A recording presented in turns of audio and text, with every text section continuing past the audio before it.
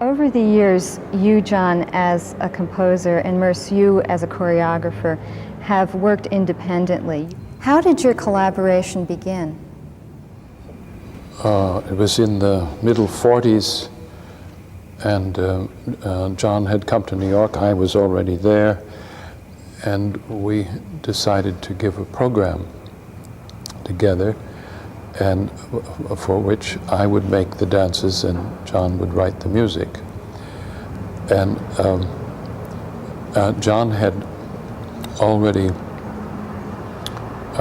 talked about the idea of having a music which was not dependent upon the dance, nor the dance dependent upon the music, but which were separate identities which could, in a sense, coexist.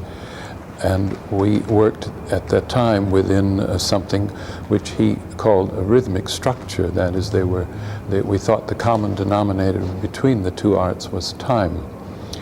And he had devised a form called rhythmic, which he called rhythmic structure, actually, within which we worked, where we agreed upon certain structure points, but within those structure points, the time within the structure points, we were free to do as the dance went and as the music might go. And that was more or less the first time that we began to work together, and then we've continued, and now the structure points in a way have disappeared, or it's a little bit like instead of going from Minneapolis to St. Paul, you go from Minneapolis to the moon. And there's a different thing about time. It's less like an object and more like the weather. Because in an object you can tell where the boundaries are. But in the weather it's impossible to say when something begins or ends. We hope that the weather will continue, and we trust that our way of relating dance and music will also continue. It's not starting from an idea, not starting even from an expression of the same feeling, nor an exposition of the same idea, but rather simply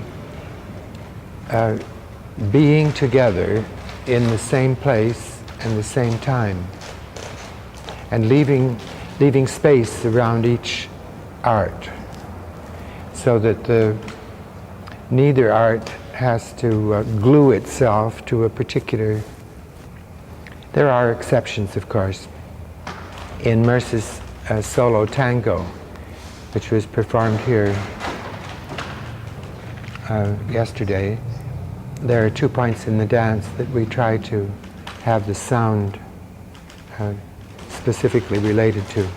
When he throws the towel down on the floor, immediately the loops which have been playing in my vocalizing stop, and the television begins.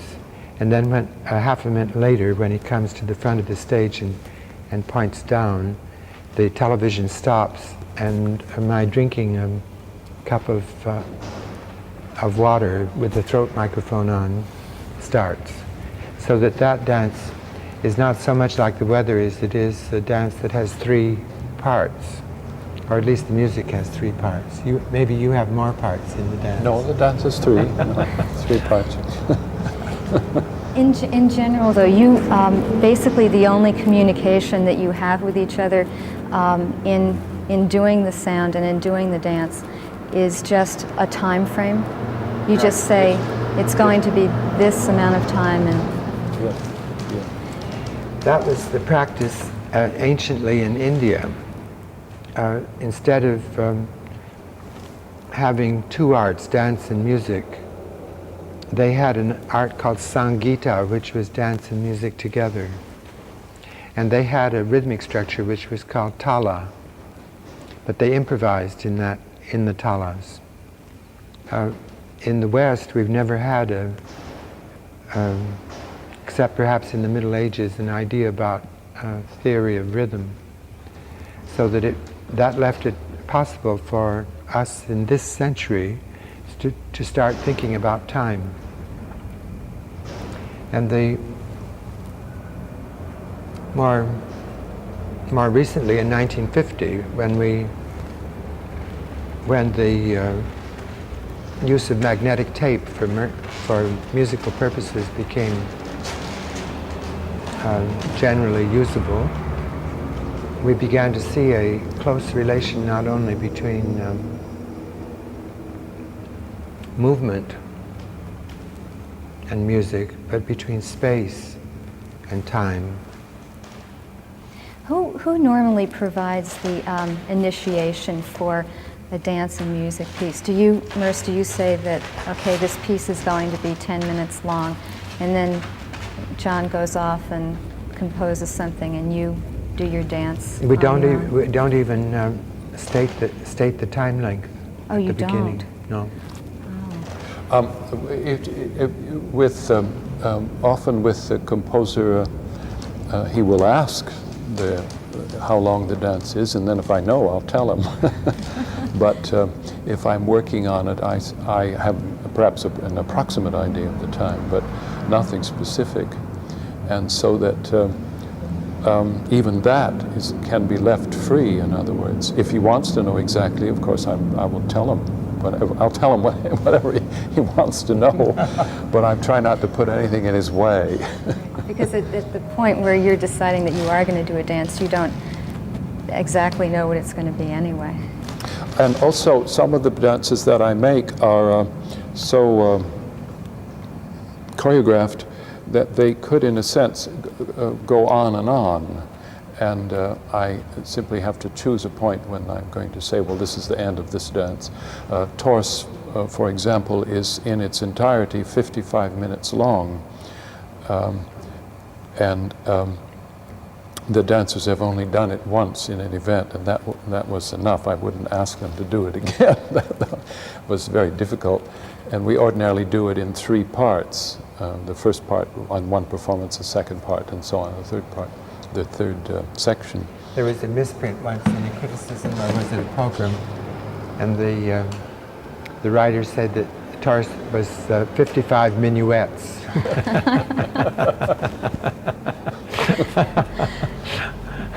Do you work under the same kind of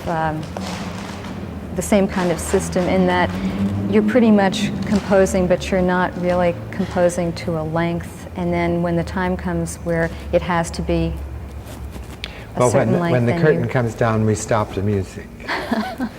That's really how? That's how it happens, really, in the theater, because no one, once the curtain comes down, no one wants to hear any more music.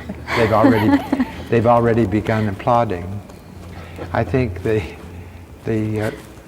people are far more involved with their eyes than they are really with their ears. But the interesting thing about the ears is that you can hear things that are behind you. That's true. Merce, do you ever find that when you are handed a piece of music that is to go with the dance that you've choreographed, that it's ever a surprise, and perhaps that it's an unpleasant surprise, the way the music sounds in conjunction with the dance? There was a time once with a piece where we had asked a painter to work with us, and he had made some interesting, what I thought were going to be interesting objects for us to use. In a sense, they were sketches. They weren't really sketches, but they were kind of ideas he showed me, and some were things sort of made up, half made up, and so on. I liked them very much. And we were going ahead with this, but when it came to the actual performance, he had changed his mind and made things which were much bigger, much more cumbersome, and almost impossible to get on and off the stage, not just because of their size, but because that the actual stage space was such that there weren't any, the wings were difficult to get them in and out of, and that was a real problem. It was like a physical problem, which we simply couldn't surmount, and we eventually had to Was that David Hare? No, it was Neil Jenny. It was a piece called Objects, and we did it not very often because it simply wasn't feasible to do. If we put the objects on the stages that we were playing at the time, then the dancers couldn't have gotten on the stage. There wouldn't have been enough room. And then we couldn't get the objects off because there wasn't enough room in the wings. Did that dance just disappear then? Of course, we simply couldn't deal with it. You just didn't perform the dance at all? Well, we did. Yes, we did it once or twice probably, but it simply wasn't possible physically possible to deal with it. So we had to, so to speak, abandon it. Does it ever surprise you how the dance and the music work together? Or? Yes, I think probably since I don't, now with our pieces, I don't hear the music before the public does at the first performance, nor do the dancers as far as that's concerned. So that there is a certain element of surprise that comes into this. And I'm also, mostly I hear it in the wings. If I'm not in the dance myself, I'm watching from the wings. And if it is, because it is a new piece, I'm usually so concentrated on the dancing to see that the dancers get along all right, because they themselves are nervous about the fact that it's a dance they haven't performed. So that I don't hear a lot of the music the first time. The dancers, I think, hear more than I do. If I'm in the piece, I'm likely to hear more, but in the wings, I'm so busy looking, and it's harder to hear backstage anyway, I think in general. But, oh yes, I've been surprised, and I've also been delighted. so I think on the whole experience is toward the good side. That's good. How about you, John? Do you feel similarly about your reaction? I think it's lively and useful now in the society to be able to place one's attention not in just one way, but in two ways at least, like as with different music, different dance coming together. And then if we can go further than that and place our attention in three different directions, I think that would be even more interesting. And if we accomplish three, we could go on to 4, to 5, and so forth, so that we move toward a kind of complex use of our faculties that will suit us for our everyday life, which nowadays is coming toward us from all sides. Have audiences been at all affected by this? Well, Merce was talking with someone from the theater at the university the other evening. Oh, yes. And he said that he felt that audiences that formerly had difficulty with our work because of the independence of the music and the dance in our theater, we're now beginning to be able to enjoy it. And that's to say, times change. And now that we're more or less on our last legs, the audience is beginning to sit up and enjoy itself. Finally. That's great. Maybe it'll continue for a little while. Hope so. I noticed that when Merce became 40, that I think it was critics in London objected to his continuing to dance because they thought the dancers should be younger. But now that he's even older, no one seems to object any longer to the fact that that he dances. Well, they don't voice the objection. I think they're becoming interested in seeing how long this whole theater can last. But you talked about the thing about the audience. The other last week we gave what we labeled an informal performance in St. Cloud on a rather in a sense, a difficult stage for dancing because it was a recital hall stage and it was hard and so on. And the musicians were at the back and the dancers, we were in the front. And John made sounds by moving around the side. He slammed doors and moved the other objects musicians were doing electronic things. And it was, but I was doing what you call acoustic sounds. Yes, but it was, and sometimes I was on the side when I wasn't performing. I was listening and looking at this and thought it was quite a fascinating event. The doors that slammed were the loudest doors I've ever heard. But the whole thing of the sound and the kind of sound being made, and the fact that everything was visible, John was visible and the other musicians in the back and the dancers, and there were no wings. We would just go and stand on the side. So the whole thing became the theater, so to speak.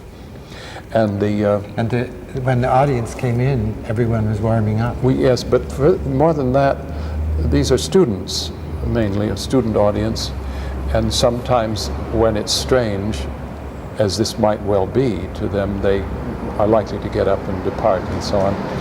And it was to go an hour, like the lunch hour. It's roughly like 1:15 to 2:15.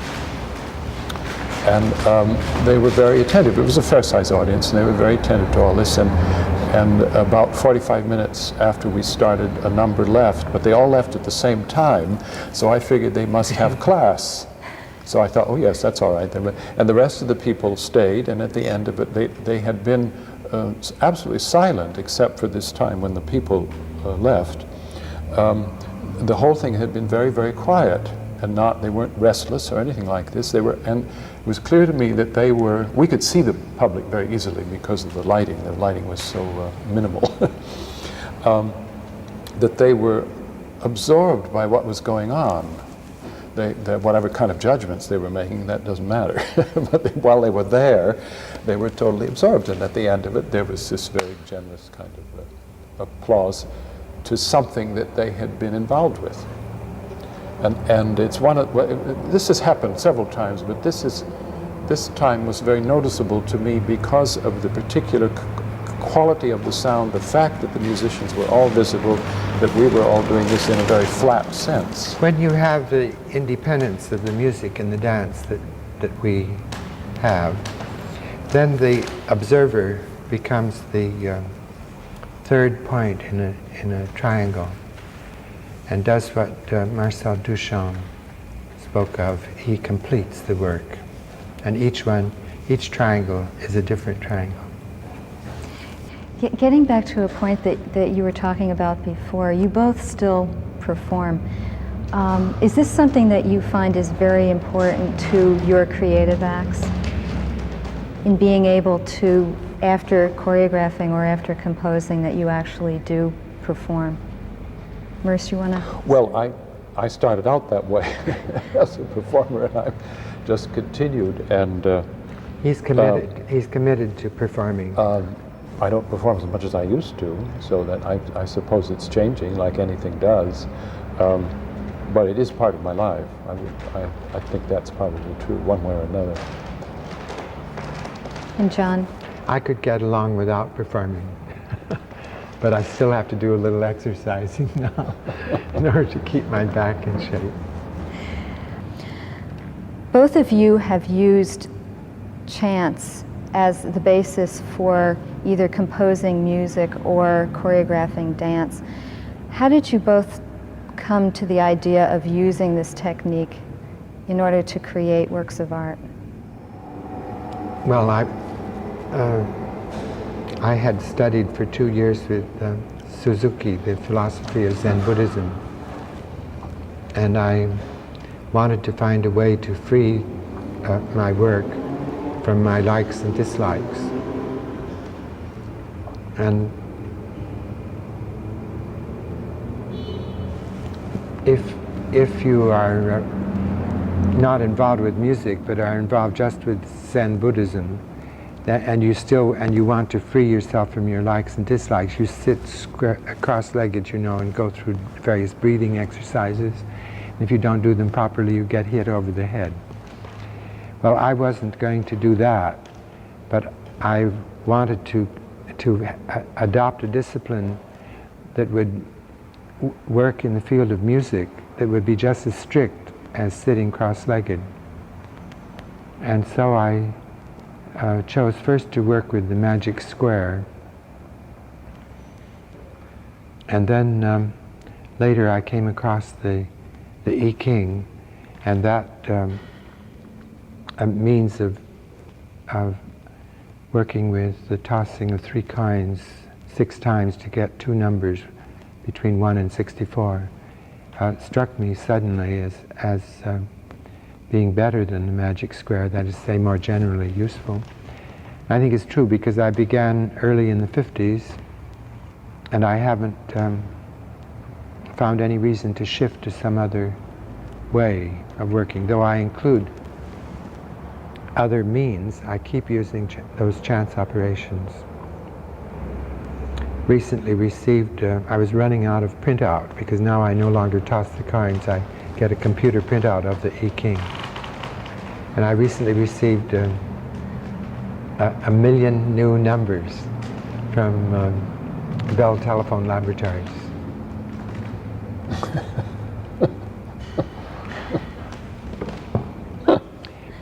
Some people think I'm the slave of these chance operations, but I'm grateful to them, and think of them as a utility, or something like fresh air or clear water.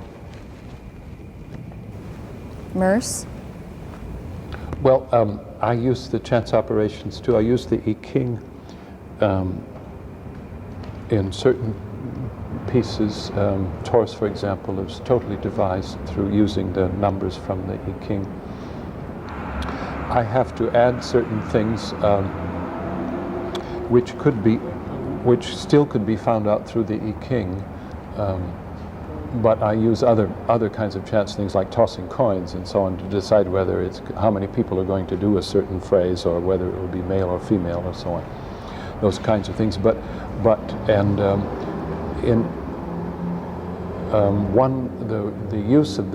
use of chance is slightly different from piece to piece depending on say how many people are in the piece, the kind of piece it might be, how much time I have to do a piece. For example, I'm making one now, working on one with 7 of the dancers, and I have a very short time to work at it, so that in using the chance operations I have to use a rather broad use of it, rather than as detailed as I might do ordinarily, because I don't have that much time before we are to present the piece. But I've found in almost every piece I've done for years now that if I really use the chance operation and follow it through, that it always brings out something that I don't think I would have thought of otherwise by myself, and opens out some new kind of facet or new kind of possibility. I sometimes can't utilize it completely. That's simply because I don't have time enough with the dancers to bring it about perhaps as completely as I would like to. But I try always to start from some general chance operation and then detail it as much as I have time for. Before you even use the chance operation, do you put some structure or parameters around it, say a time limit or a space in which you want the dance to occur? There are also practical decisions always that have to be made that simply have to do with human beings. And that, like if you're suddenly on the floor and then at the next moment you're supposed to be high in the air, you have to do something in between. Now technologically, you see, we could be there. As I explained to one of the students this morning, she asked this question. I said, well, with technology you could be at one moment there and the next moment up. But without that, just by yourself, you have to somehow get up into that. But I take that as part of the human act, as part of the humanness of it, if I can put it that way. John, do you ever make some decisions even before you start using the chance operations? What I try to do is to understand the field of possibilities in which the composition is going to take place. And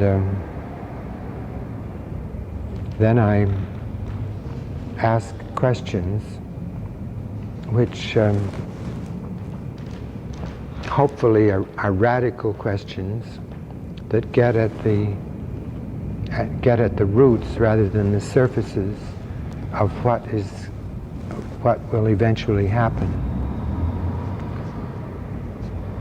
And then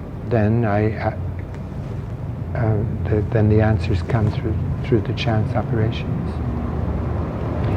I can rather quickly tell whether my questions have been radical or superficial, because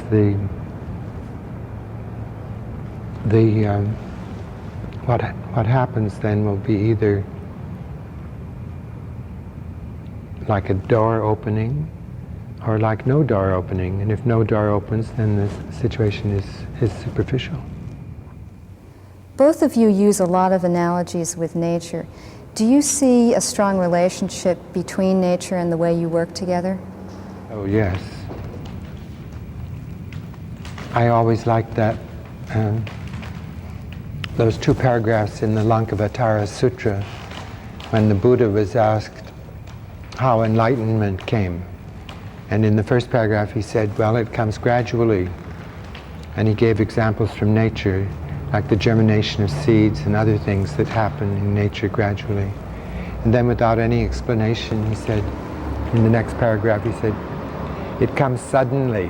And he gave examples from nature, like lightning and thunder, you know.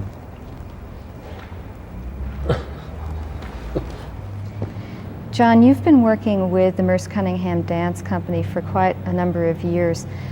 What have you felt are the benefits of working with a dance company rather than just composing on your own? What have been the benefits? When I first wrote music and offered it to musicians, they didn't want it and had no use for it. And they said that wasn't the way to write music. When I showed the same pieces to dancers, they said, oh, I'll make a dance with that. They were very grateful for it. I think it's entirely because of my close connection through my life with dancers that my music has been used in the society. There was a year when I had the commission from the Boston Symphony to write one of the bicentennial pieces that I couldn't continue with the Cunningham Dance Company, and so I left the company for a year or so when they went to Greece and to Israel, some other places, to the south of France. And then I realized that it was such a large part of my life that something that was really missing when I wasn't there. So I've returned to the company.